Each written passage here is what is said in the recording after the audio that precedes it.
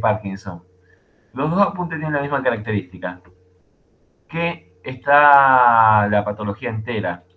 O sea que pueden estudiar para clínica tranquilamente del apunte, porque no necesitan más. Sí, salvo las dosis y demás, no necesitan más que eso. Porque son dos temas que a mí me gustan bastante. Y no sé, pintó hacer un apunte completo.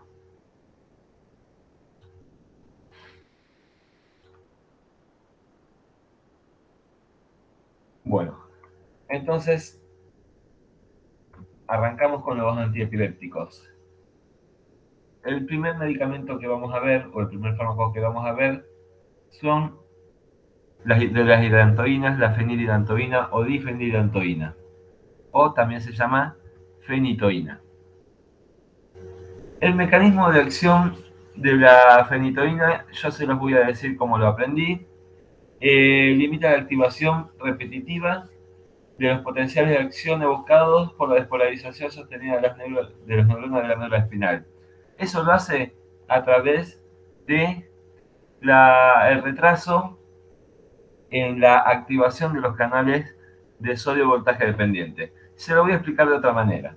Un potencial evocado es una prueba fisiológica, electrofisiológica, que mide la actividad cerebral al administrar distintos tipos de estímulos, como por ejemplo estímulos táctiles, visuales, auditivos. Eso es un potencial evocado. En este caso, el potencial evocado no es evocado por el, digamos, por el investigador, sino que el potencial evocado es la despolarización espontánea y sostenida de las neuronas de la médula espinal. Entonces, evita que esa activación sostenida produzca potenciales de acciones en otras áreas del sistema nervioso. Básicamente, ese es el mecanismo de acción.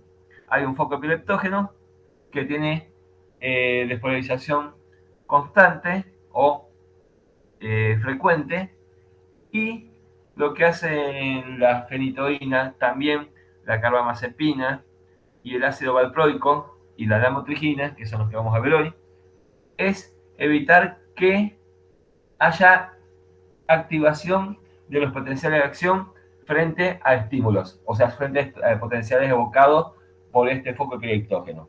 Básicamente, ese es el mecanismo de acción. Lo hacen inhibiendo la recuperación de los canales de sodio voltaje dependiente. Bien, algunas características farmacocinéticas. Dos que quiero aclarar, dos que me gustan, digamos, mencionar. Eh, La difenidrantoína es un ejemplo de esos fármacos en los que se administra dosis de carga. ¿Se acuerdan que lo estudiaron en algún momento dosis de carga? Como por ejemplo la digoxina. Bueno, con difenidrantoína o fenitoína se utiliza dosis de carga. Y otra cosa que está bueno aclarar, que la fenitoína presenta cinética no lineal. Entonces, por eso por ahí las interacciones medicamentosas son un poco más importantes. Porque saben que en la cinética no lineal, el aumento de la dosis produce aumento mayor o menor, pero en general mayor a lo esperado. O sea, no son directamente proporcionales. Se unen un 90% de proteínas plasmáticas. En neonatos, hipoalbuminemia y en pacientes con uremia, pacientes urémicos, se encuentra una mayor proporción libre al tener falta de proteínas plasmáticas. El ácido valproico lo desplaza de su unión a proteínas plasmáticas, y el ácido valproico no solo desplaza a la fenitoína de su unión a proteínas plasmáticas, sino que también inhibe su metabolismo. Así que puede aumentar las concentraciones de difenidrantoína, digamos, logarítmicamente, la coadministración de ácido valproico. Se metabolizan los citocromos 12,9, 12,10 y 12,19. La fenitoína desplaza de su unión de proteínas plasmáticas la warfarina, y ya les voy a contar por qué es importante. Es un inductor enzimático y En pacientes que están haciendo planificación familiar con anticonceptivos orales hay que decirles que se cuiden con otro método. Y la fenitoína es un inductor enzimático del metabolismo de la carbamazepina, o sea, disminuye la vida media de la carbamazepina. La carbamazepina hace lo mismo con la difenidantoína, o sea que los dos producen disminución de la vida media del otro por aumentar la depuración. Entre sus efectos adversos, efectos cerebelosos vestibulares, si bien no los describen este fármaco, los efectos vestibulares son mareos, vértigo, nistagmus, efectos cerebelosos generalmente ataxia. Cambios en el comportamiento, aumenta la frecuencia de las convulsiones. Hay muchos de los anticonvulsivantes que en determinados casos pueden aumentar la frecuencia de las convulsiones. Perdón. Síntomas gastrointestinales. Un efecto adverso que es muy frecuente y puede aparecer hasta en el 20% de los pacientes de hiperplasia gingival. Es evitable con el cepillado de las encías.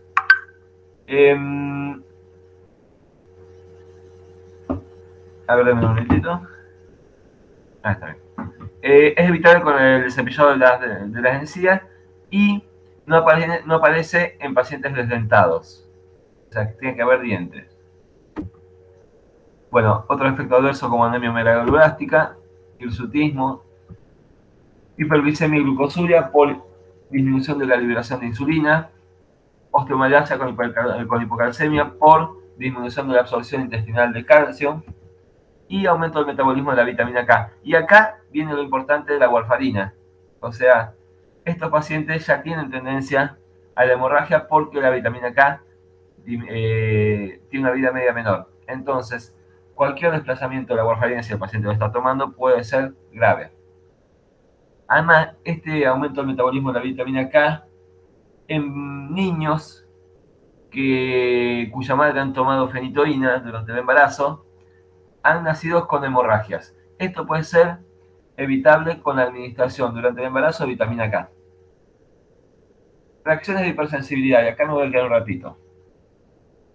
Si bien hay exantemas cutáneos de distintos tipos, la reacción de hipersensibilidad, que la voy a decir ahora y sirve para básicamente todos los anticonvulsivantes o la mayoría de ellos, la más peligrosa es el síndrome de Stevens-Johnson. El síndrome de Stevens-Johnson, ustedes lo conocen, lo toman en el final como tema, por ejemplo, los dermatólogos, es una farmacodermia. El síndrome de Stevens-Johnson no solo tiene causas farmacológicas, sino que también tiene causas infecciosas, como por ejemplo virus del HIV, de la hepatitis, ABC, adenovirus, Epstein-Barr, no me acuerdo si Coxsackie, bueno. Después también bacterianas, como por ejemplo el estreptococo beta hemolítico grupo A, brucela, listeria, hongos como stocoplasmosis, parásitos como malaria. Bueno, tiene causas infecciosas, pero tienen una causa muy importante que es farmacológico, por eso es considerado una farmacodermia. Y dentro de los fármacos que más producen el síndrome de Stevens-Johnson se encuentran los anticonvulsivantes. Más de un 35% de las causas farmacológicas son producidas por los anticonvulsivantes, entre ellos fenitoína, fenobarbital, ácido valproico, carbamazepina, etoxoximida. En segundo lugar se encuentran los antibióticos. Tiene una frecuencia un poquito menor. Esta sí me la acuerdo, es 33,3% según la fuente que yo visité. Entre ellos podemos mencionar los betalactámicos, la vancomicina, la ciprofloxacina, la sulfonamidas. Y en tercer lugar se encuentra con un 20 y algo por ciento, se encuentran los AINE, sobre todo los selectivos de la COX-2, como por ejemplo Celecoxib, Rofecoxib, bueno. Y después, en un 7%, alrededor de un 7%, otros medicamentos. Así que presenta una gran incidencia de este efecto adverso los anticonvulsivantes. Para estudiar este tema tienen que revisar un video, ver un video de, creo que es un audio de la cátedra de dermatología que lo da Garrido. Le toman solamente eso. Bueno, lupus eritematoso sistémico, necrosis hepática y alteraciones hematológicas como puede ser neutropenia, leucopenia, etc. ¿Para qué se utiliza la difenidramina? Se utiliza para las convulsiones parciales, las tónico-clónicas y neuralgia esencial del trigémino. No es de primera elección para la neuralgia esencial del trigémino. Esa es la carbamazepina. Vamos a otro anticonvulsivante que es el fenobarbital. Es un barbitúrico. El fenobarbital, ustedes ya saben cómo actúa mínimamente. O sea, el fenobarbital actúa de manera muy similar a lo que son las benzodiazepinas, o sea, estimulan el receptor de GABA que está acoplado a canales iónicos, y en este caso es acoplado a un canal de iónico del cloro, entonces produce apertura del canal, este sí produce apertura y no aumenta la afinidad del GABA sobre el receptor como lo hacen las benzodiazepinas. Este directamente produce apertura del canal, entra cloro y se hiperpolariza la célula. Entonces pierde, eh, o sea, pierde toda actividad. Estaría relacionado su efecto antiepiléptico en que no puede progresar el foco epileptógeno. Entonces sí puede descargar una neurona o un grupo neuronal, pero no se puede propagar. O a lo mejor puede evitar la descarga. ¿Sí? Ese sería el efecto del fenobarbital. Algunas cuestiones farmacocinéticas. Se une bastante a proteínas plasmáticas. Se metaboliza el citocromo 12D9, 12D19, 2D1. Recordarán que el 2D1 es donde se metaboliza el alcohol y el paracetamol. Y induce la actividad de la enzima uridina difosfato glucuronil transferasa, el citocromo 3A y 2C. Eso es una familia y subfamilia. O sea, que todos los que se llaman 3A van a ser inducidos igual que todos los que se llaman 2C. Acuérdense que el fenobarbital es un inductor, es el inductor enzimático por excelencia. Muchos de estos fármacos son inductores enzimáticos. Bueno, pero el fenobarbital es el inductor enzimático. Y se excreta en un cuarto por excreción renal. Se elimina en un cuarto por eliminación renal. Efectos adversos, sedación. De todas maneras se le produce tolerancia a la sedación. Nistagmo y ataxia, o sea, síndromes cerebelosos y vestibulares. Hiperactividad y irritabilidad solamente en pacientes pediátricos se ha descrito. Y agitación confusión en pacientes mayores. Exantemas, obviamente dentro de los exantemas está el síndrome de Steven Johnson. Hipoproteolinemia, por lo mismo que por la misma alteración de la vitamina K, y anemia megaloblástica y osteomalacia. Aplicaciones terapéuticas, convulsiones parciales y tónico-clónicas. No hay mucho más para decir del fenobarbital. Vamos a la carbamazepina. El fenobarbital, antes que de seguir, no están las interacciones medicamentosas porque tendría que poner la lista de todos los medicamentos que se metabolizan en el citocromo, en la familia de subfamilia 3A y 2C, o sea, interminable. ¿Sí? Pero sepan que es un inductor enzimático de todo. Así que un paciente que esté tomando fenobarbital, bueno, abran los ojos porque es muy probable que su medicamento esté bajo el efecto de inducción enzimática este. Bueno, carbamazepina, ya lo acabo de explicar, el mecanismo de acción es igual que la fenilidroantoína, que el ácido valproico y que la lamotrigina. Algunas cuestiones farmacocinéticas. Se une bastante a proteínas plasmáticas, se metaboliza en el citocromo 3A4 y forma un metabolito activo que se llama 10-11-epóxido carbamazepina. Este metabolito es activo y tiene la misma actividad que el fármaco original. Induce el metabolismo igual que en el caso de El fenobarbital de la enzima uridina difosfato glucuronil transferasa de la familia 3A y 2C, que también hay que tener cuidado con los que están tomando anticonceptivos orales porque va a disminuir mucho la vida media. Efectos adversos. Somnolencia, vértigo, ataxia, diplopía y visión borrosa son los efectos adversos más frecuentes.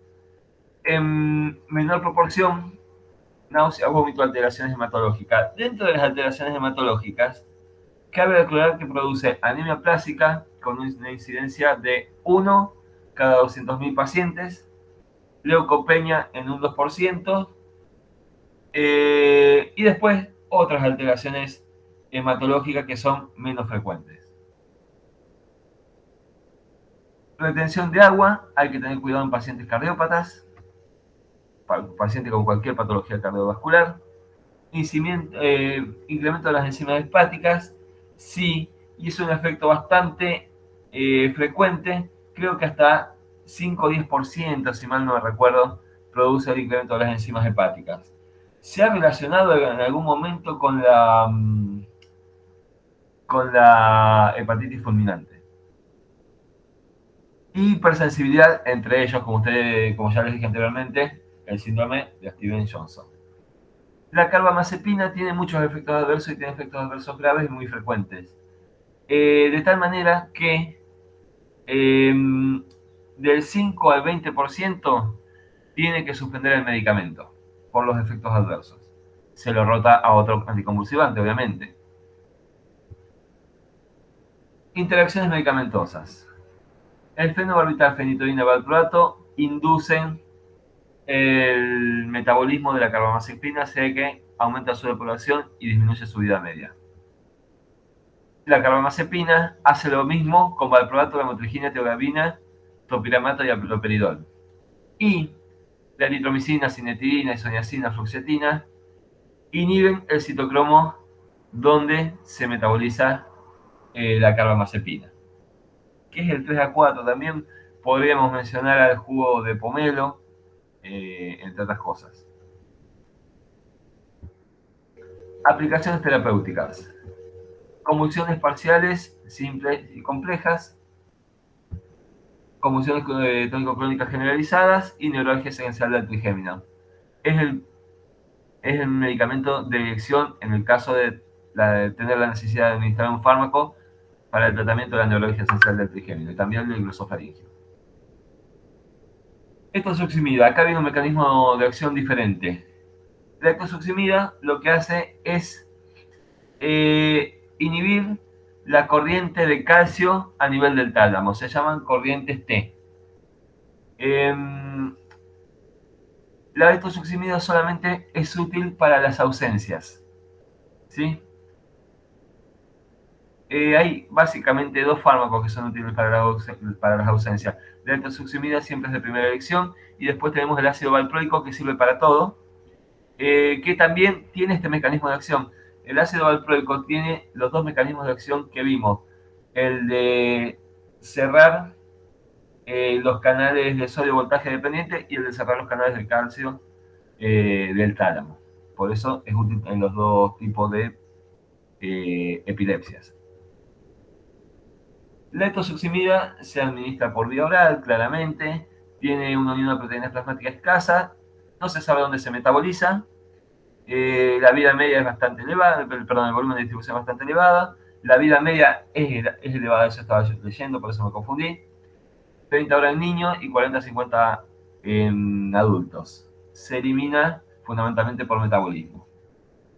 Entre los efectos adversos gastrointestinales podríamos mencionar náusea, vómito, anorexia.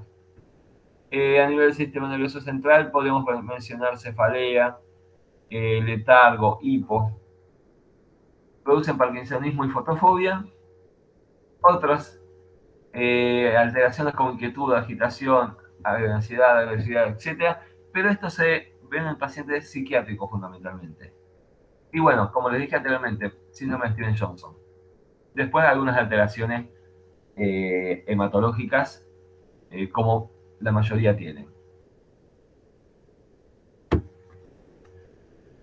El ácido valproico. El ácido valproico, como les dije, lo que hacía el ácido valproico es inhibir o cerrar, perdón, los canales de sodio voltaje dependiente, igual que la fenillantoína, que la carbamazepina, y también cierra los canales de calcio talámicos, igual que la etosuximida. El ácido valproico creo que es uno de los anticonvulsivantes más importantes. La administración de alimentos retrasa mucho esa absorción. Se une mucho a proteínas plasmáticas, tiene un volumen de distribución de menos un minutito.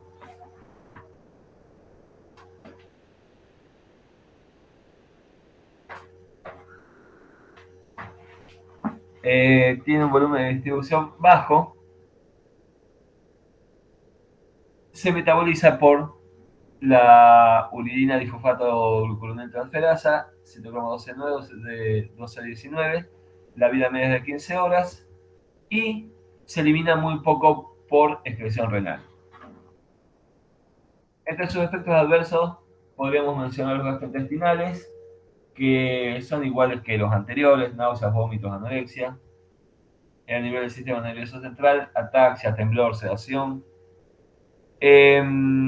Erupciones cutáneas, alopecia, aumento del apetito, por eso las personas aumentan de peso. A un incremento de las transaminasas, esto puede ser asintomático y también se ha relacionado con la hepatitis fulminante. Pancreatitis aguda y hiperaponemia. Algunas interacciones medicamentosas. El ácido valproico inhibe el metabolismo del fenobarbital y la fenitoína y inhibe la enzima, este es por el citocromo, perdón, 12,9, porque inhibe el citocromo 12,9 y entonces aumenta la vida media del fenobarbital y la fenitoína. En cambio, también produce aumento de la concentración plasmática de la mutrigina y lorazepam por inhibir la uridina difosfato glucuroniltransferasa. O sea, son mecanismos diferentes, pero disminuye la depuración de todos estos fármacos. Y con respecto a la fenitoína, lo vimos hace un ratito. La fenitoína, con respecto a la fenitoína, no solo desplaza de su unión a proteínas plasmáticas, sino que también inhibe su metabolismo. Lo vimos hace 5 minutos. Se lo utiliza para todo. Y ahora voy a mostrar un cuadro en donde vamos a ver las utilidades. Hice un cuadrito no muy completo, pero hice un cuadrito como para que vean qué es lo que se utiliza de primera elección para los distintos tipos de epilepsias. Y esto lo vimos el lunes, perdón, miércoles, hoy es viernes. Bueno, es bueno saberlo. Las benzodiazepinas. Las benzodiazepinas ya sabemos el mecanismo de acción. Las benzodiazepinas lo que hacen es aumentar la afinidad del GABA por el receptor de GABA que está acoplado a canales iónicos y en este caso a un canal iónico de cloro. Entonces, a diferencia del fenobarbital, si bien el mecanismo de acción es similar o es prácticamente igual, las benzodiazepinas aumentan la afinidad del GABA por el receptor, de tal manera que son más seguras, para cerrar la idea que vimos el miércoles. Se unen de manera distinta. Bueno, antes que nada, ¿cuáles son las benzodiazepinas que se utilizan o que están aprobadas? No quiere decir que se utilicen, que están aprobadas para el tratamiento de las epilepsias. El clonazepam y clonazepato para ser utilizados a largo plazo, y para el estado epiléptico el diazepam y lorazepam. Son 4. 2 para el estado epiléptico, repito, diazepam, lorazepam, y 2 para su uso crónico, clonazepato y clonazepam. Ahora bien, se unen bastante proteínas plasmáticas, se metabolizan por la uridina difosfato glucuroniltransferasa, citocromo 12,9 y 12,19. Recuerden que en el metabolismo se desalquilaban y se hidroxilaban de tal manera que formaban metabolitos activos muchos de esos con una vida media más larga que el fármaco original, y después terminaban siendo eliminados por glucuronidiración, perdón. La vida media, recuerdan la clase pasada, la vida media son de vida media corta, de vida media intermedia y de vida media larga. Estos dos, salvo el diazepam, que es el único de vida media larga, que es entre mayor a 24 horas, el resto, por lorazepam, clonazepam y clonazepato, tienen vida media entre 6 y 24 horas. El diazepam, más de 24 horas. A veces dicen que es de 2 días. Efectos adversos. Acuérdense que los efectos adversos de las benzodiazepinas están relacionados con la somnolencia, con el letargo, etc. Bueno, por eso tienen somnolencia, letargo, incoordinación muscular, ataxia, disminución de la reacción, disminución de la actividad, hipotonía, disarte, mareo, agresividad, hiperactividad, irritabilidad, dificultad para concentrarse solamente en niños, ¿no? Se ha descrito. Puede aparecer aumento del apetito como disminución del apetito.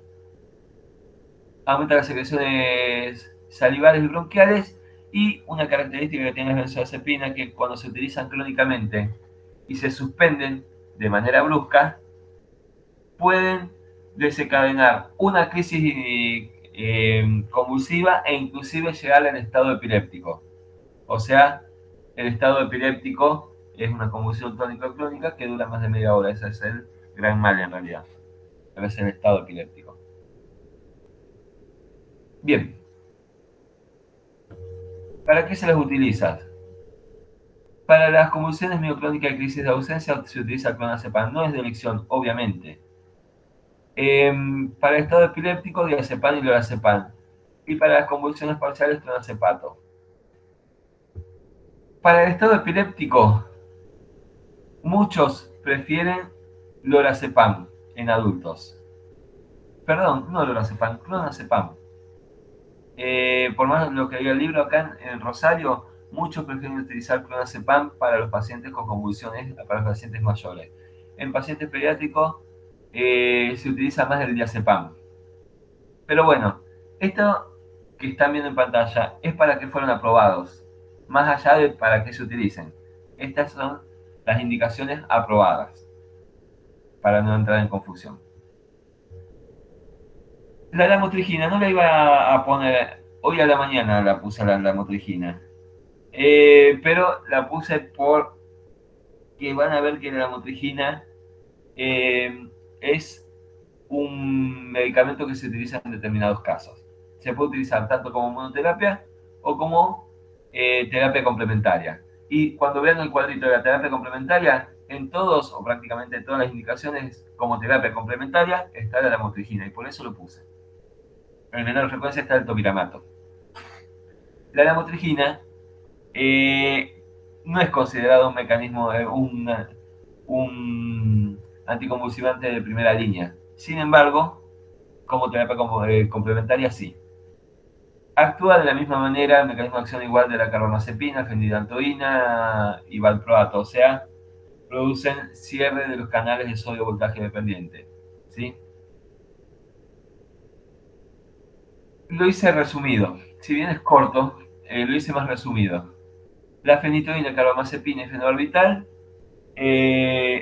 aumenta la depuración de la motrigina por ser inductores enzimáticos del citocromo donde se metaboliza.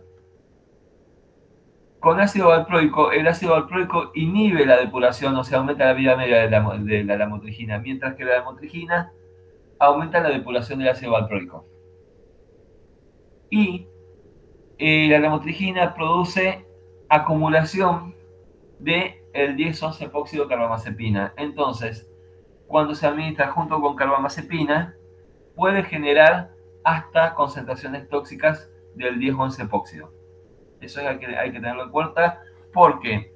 ¿Y por qué hay que tenerlo en cuenta? Porque la lamotrigina puede ser utilizada como terapia complementaria, o sea, combinada con cualquiera de estos fármacos. ¿Sí? Por eso es importante. Bueno, se utiliza para crisis parciales, tónico-clónicas con generalización consecutiva y para el síndrome de Lennox-Gastaut, que es un síndrome horrible, catastrófico, como dicen algunos libros. Es un síndrome en el cual el paciente tiene dos características fundamentales. Tiene distintas clases de epilepsia, pueden ser locales, pueden ser vegetativas, pueden ser tónico-clónicas, mioclónicas, las que a ustedes les gusten. Pero tienen varios tipos de epilepsia y tienen, eh, digamos, déficit cognitivo, o sea, produce, eh, digamos, no me sale la palabra, produce lesiones cognitivas del paciente, deja de pensar claramente, por decirlo de alguna manera. Esas son las dos características del síndrome de Lennox-Gastaut que puede aparecer en niños tanto como en adultos. Entre sus efectos adversos, visión borrosa, ataxia, vómitos y el más grave sería el síndrome de Stevens-Johnson. De todas maneras, tiene una baja frecuencia, menos del 1% de aparición del síndrome de Stevens-Johnson. Acá es lo que les decía con respecto a la utilidad o a las indicaciones de cada uno de ellos. Fíjense que el ácido valproico aparece como de primera línea en todas las indicaciones, en todos los tipos de, de epilepsias. El ácido valproico es fundamental. Bueno, salvo en las ausencias, que es de primera elección, es la eposuximida, bueno, tranquilamente se puede utilizar para prácticamente todo. Va a ser criterio del médico. Ojo, les quiero aclarar, esta es la guía NICE, o sea, la guía escocesa, es un cuadrito que saqué de la guía NICE, de la guía escocesa sobre el tratamiento farmacológico de las epilepsias. Era más largo, yo lo resumí, para no ponerle tanta información porque a lo mejor en cada, como tratamiento de primera línea, en cada tipo de convulsiones tenía 2 o 3 medicamentos más. Yo simplemente dejé los que vimos hoy, que en general son los de primera línea. Y bueno, ven que como tratamiento complementario aparece la mutrigina con mayor frecuencia. Por eso hoy decidí explicar un par de cosas de la mutrigina. Y bueno, y después no considerar justamente la combinación, no estarían indicadas por el tema de las interacciones medicamentosas. ¿Sí? Entonces, les digo, de los fármacos que más interacciones medicamentosas tienen, yo nombraría dos fundamentales. Nombraría los antirretrovirales, que tienen muchas interacciones medicamentosas y sobre todo entre ellos. ¿Y por qué es importante esto que digo? Porque los antirretrovirales se combinan. Y también el segundo que nombraría son los anticonvulsivantes, que también se combinan y tienen muchas interacciones medicamentosas entre ellos. Entonces, aparte de que, bueno, la carbamazepina y fundamentalmente el fenobarbital son inductores enzimáticos de un montón de medicamentos, porque inducen, por ejemplo, el citocromo 2, perdón, 3A4, el 3A, dentro de ellos está el 3A4, pero el 3A4 lo quería hacer referencia porque es el citocromo que más cantidad de fármacos metaboliza. Entonces, yo les diría que hay que considerar estos dos grandes grupos de medicamentos para evitar, digamos, de interacciones medicamentosas. Llega un paciente a la guardia con anticonvulsivantes, bueno, piensen 2 veces antes de actuar de manera refleja. Lo mismo que si llega un paciente que está tomando antirretrovirales. Ese era el mensaje que les quería dar. Fíjense que todos los anticonvulsivantes son categoría D. ¿Recuerdan lo que es la categoría D? La categoría D era cuando no se podían utilizar fármacos más seguros. O sea, se asumían riesgos que eran importantes, como podría ser compromiso de la vida del producto de la gestación, pero era el beneficio, de alguna manera, era mayor al riesgo. De todas maneras, acá era que había que decidir sobre la salud de la madre sobre la del producto de la gestación. O sea, y el producto de la gestación puede nacer con malformaciones como por ejemplo anencefalia, hidrocefalia, mielomeningocele, bueno, etc. Puede haber abortos, claramente. Entonces se asumen riesgos sobre el producto de la gestación que son graves. La pregunta es qué hacer frente a una paciente embarazada. Bien, no sé la respuesta realmente porque eso debe ser resorte del neurólogo que está tratando a la paciente epiléptica y tal vez en conjunto con el obstetra. Pero los neurólogos saben de esto, obviamente. Pero bueno, un lineamiento general sería el siguiente. Utilizar un solo anticonvulsivante a la menor dosis posible. Ese sería el objetivo, o sea, ese sería el lineamiento general del tratamiento de la epilepsia durante el embarazo. ¿Aumenta la incidencia de epilepsia durante el embarazo? Van a ver lugares donde dice que sí hay aumento y lugares que dicen que no hay aumento. Realmente desconozco si hay o no hay aumento, pero van a ser 9 meses en donde si la paciente epiléptica no toma la medicación, seguramente durante 9 meses va a tener un ataque de epilepsia. Eso seguro. No sé si aumenta la incidencia o no, pero si un paciente abandona durante 9 meses una medicación antiepiléptica, y es muy probable que pueda tener una epilepsia. Y si tiene una epilepsia, puede llegar hasta ser mortal para la persona. Y esto es todo. Le cuento que yo cuando era más joven tenía un amigo epiléptico y tenía un compañero que era epiléptico. Sí, tenía epilepsia tónico-clónica, ahora me doy cuenta. Y un día apareció lleno de cortes, o sea, apareció después de varios días con cortes que se veían en la cara y en el cuello y en las manos. Y no le pregunté yo porque no tenía confianza, pero bueno, le había dado un ataque de epilepsia y le había atravesado una ventana de vidrio. Entonces, obviamente, tuvo el ataque de epilepsia básicamente sobre la ventana, sobre los vidrios. Eh, o sea, es probable que para un paciente, o sea, las convulsiones tónico-clónicas son importantes, son muy importantes, o sea, son muy graves, digo, porque los pacientes se pueden morir. Si están en el piso solo no pasa absolutamente nada, se golpearán un poco, pero si justo la agarra en momentos donde están haciendo algo demás, es peligroso. Bueno, nada más. Tengo una gata con epilepsia y eso, bueno, eso me hace recordar una anécdota que estaba caminando por la calle en Córdoba, en la estación de servicio de Córdoba y Oroño, que hay una Shell. Había un grupo de gente que estaba rodeando a una persona y cuando yo me acerco era un ataque de epilepsia. Entonces la gente decía, hagan esto, hagan lo otro. Y yo nada más dije, déjenlo que ya se le va a pasar. No hay Si tiene un pañuelo para meterlo en la boca para que no se corte la lengua, puede ser, pero si no, déjenlo.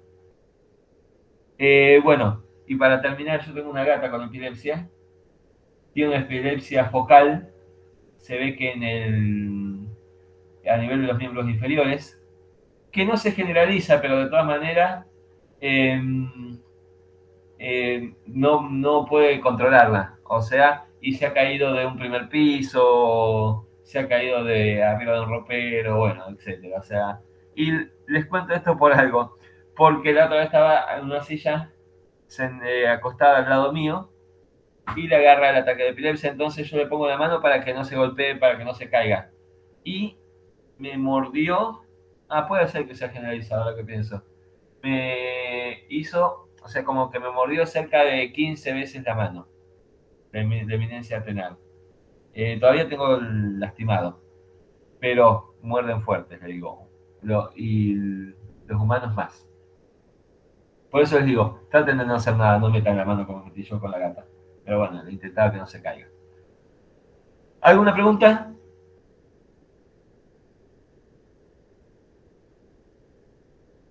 Bueno, chicos, esto es epilepsia, que es un tema, a mí me gusta bastante, el tema como tema, a mí me gusta bastante.